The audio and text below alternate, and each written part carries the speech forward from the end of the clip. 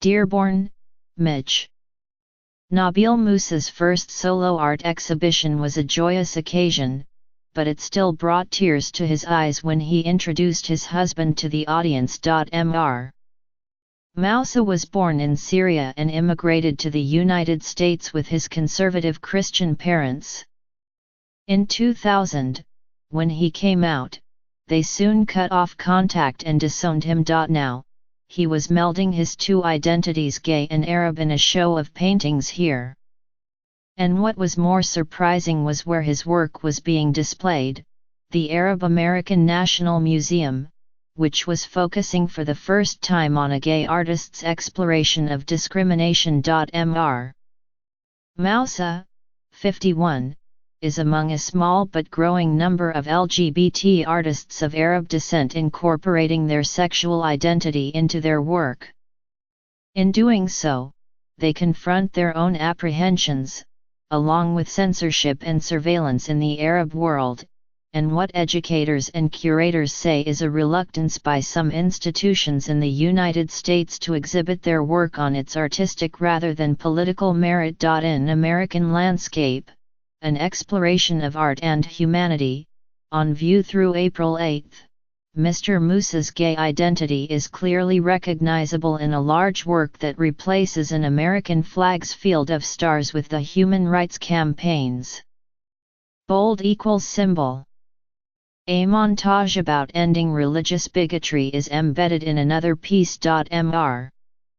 Moussa said he manipulated the American flag to address the hypocrisy in our Constitution, where they talk about every man is created under God, equal to others. But when you really look at it, people like me who are gay or people of color, we are substandard. Arab details seem more clandestine, richly decorated arabesques peak through thick, muddy brown paint that veils their underlying beauty. A single color orange pervades the work as a visual metaphor for the fear experienced by Arab Americans in a post-September 11 world, used in the coded terror warning system introduced by the George W. Bush administration. Mr. Moussa's gallerist, Oksana Salamatina, approached the Arab American National Museum last year because of difficulties finding a space to exhibit paintings by the artist, who lives in Atlanta. Devin Ackman, the director of the Arab American National Museum, said the American Landscape show challenges that small narrative that exists about what ideas Arab Americans will accept. "We're trying to shed light on the diversity of our community," he said, adding that there is a place in his museum for dissenting voices. He added, "This isn't just a place to come and look at objects on a wall." Dearborn, bordering Detroit, has one of the largest Arab American communities in the country and is the home of the Arab Community Center for Economic and Social Services. Known as Access, the group opened the National Museum in 2005 to promote Arab American culture.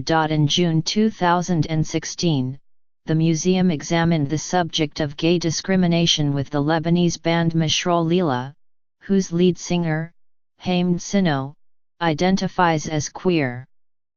A panel discussion drew several dozen participants, without incident. Kathy Zarer, a curator and professor at the California College of the Arts, who has also worked for the Sharjah Art Foundation in the United Arab Emirates, said she did not know of any other Arab art-focused institution holding an exhibition with LGBT themes. "It's really useful because it offers audiences the opportunity to learn that this art exists at all and then gives them an idea of the depths and the breadth of it," Dr. Zarer said. She added that even among cultural institutions in the United States that feature artists of Arab descent, the tendency is to do survey exhibitions that lump artists together by nationality but rarely explore issues of sexual identity. Across the Arab world, openly gay, lesbian and transgender people face persecution. The penalty in some countries is imprisonment, even where there are no laws on the books, gay people may still be prosecuted. Men accused of being gay have also experienced deadly violence in regions of Syria and Iraq controlled by the Islamic State. While not all Arabs are Muslim, Quranic interpretation of homosexuality can impact the broader Arab view. Experts in Middle Eastern studies said that some Muslim and non-Muslim Arabs justify anti-L.G.B.T bias using the Quran, Bible and other religious texts, but that these are justifications of already held beliefs, not interpretations. Men and women, they said, have engaged in same-sex eroticism throughout the Muslim world, as evidenced by Arabic poetry.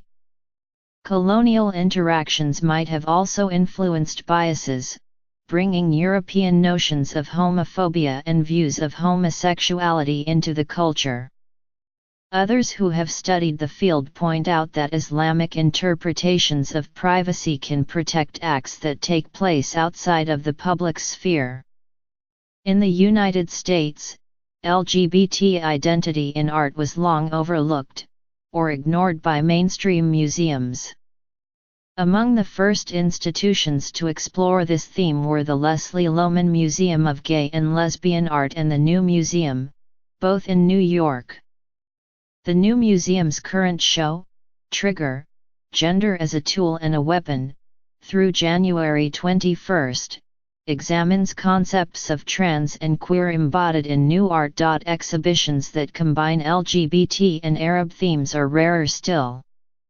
Among the exception was a 2015 show at Leslie Lohman, Irreverent, a celebration of censorship, which showcased attempts to suppress queer sexuality and creativity. Now works with these themes are beginning to enter museum collections.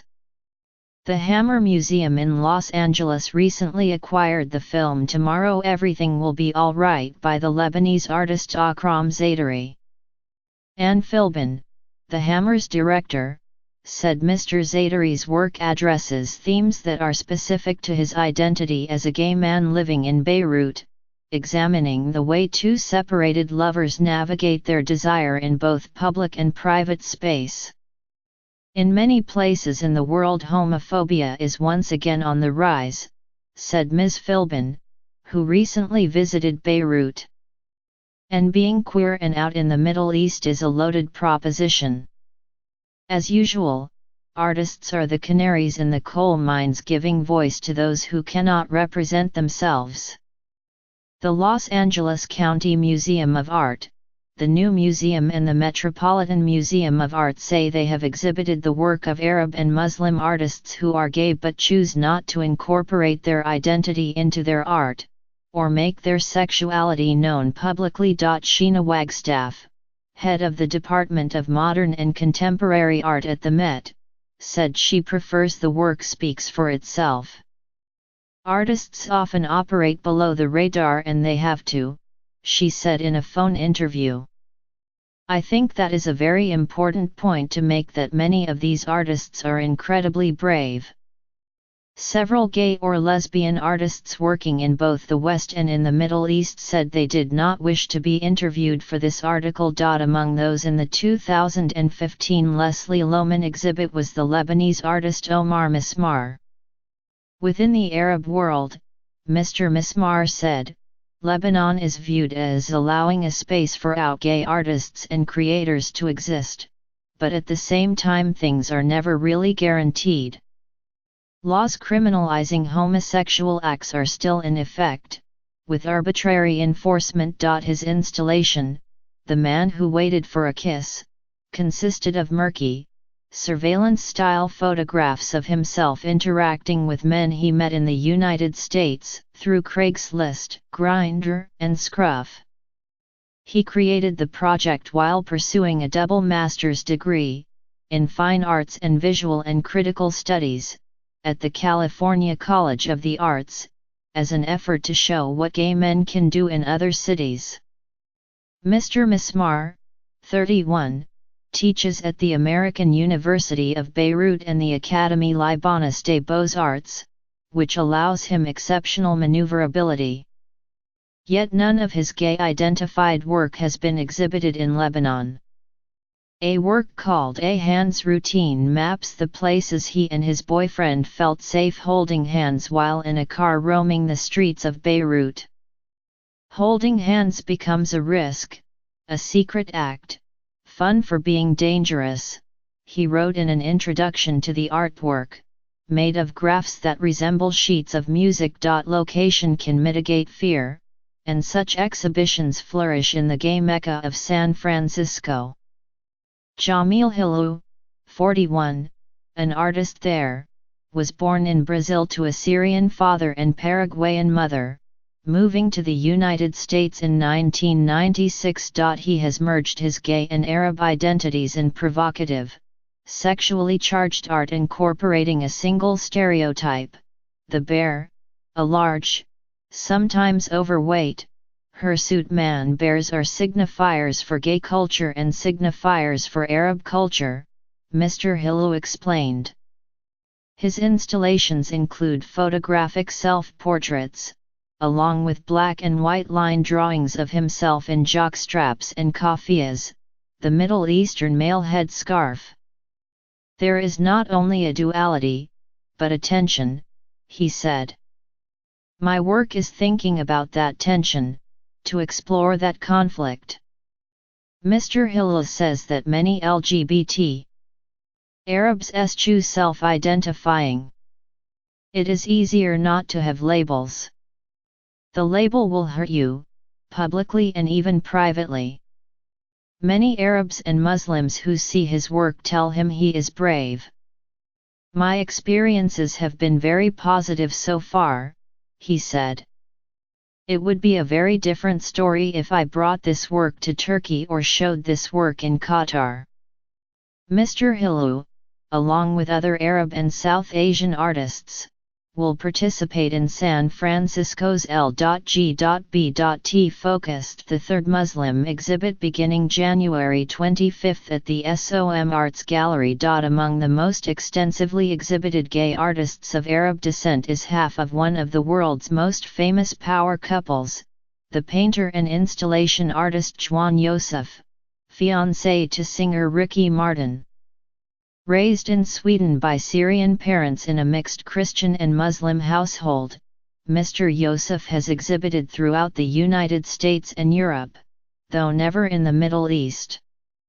In an email, he said he includes Arab themes in his work, but the immediate presentation of the work would be more Germanic. This duality also made the work more accepted. Sexual imagery is coyly suggested. One 2014 work, Twin Towers, views a man's covered crotch between his bent legs. Medjeline Shamali, an assistant professor of gender and women's studies at the University of Maryland, Baltimore County, said that anti-Arab racism and Orientalist views of the Arab world have combined to create opinions of a community as backward, yet highly sexualized. The result has often been self-censorship by LGBT artists, but that is changing, with artists challenging old viewpoints, and often finding a welcome reception. Audiences, she said, are more interested in hearing gay men's stories. Exhibitions like American Landscape ask the question: will Arab and Arab American audiences be open to seeing and including queer folks as part of their culture, and answer with a resounding yes. For his part, Mr. Ackman, of the Arab American National Museum, said he believed such shows can touch a broad range of viewers, showing them the diversity and complexity of Arabs in America. People have such a small perception of who we are, Mr. Ackman said. It's reductive. We're like everybody else. We're complex, we're diverse.